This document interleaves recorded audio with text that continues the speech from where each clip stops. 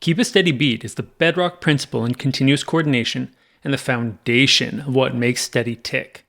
With Keep a Steady Beat, we talk about two coordination loops: high-frequency loops that keep individual teams in tight sync, and lower-frequency loops for keeping multiple teams or your entire company aligned at a high level.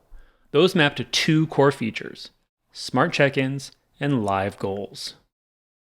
You can see both in action here in my daily digest. This is where everything that's relevant to me gets pushed.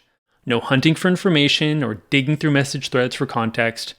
I can just scroll and read and get complete context in just a few minutes a day. And that's the case for everyone else too. Everyone gets a personalized digest of what's relevant to them. Here's an example of a smart check-in from my coworker Javon. It outlines what he's been up to, what he plans on doing next, and it automatically includes all the artifacts related to his work from other tools. Now let's take a quick look at some goal updates. Every goal update includes some quick indicators, like current progress and confidence, and a longer rich text update.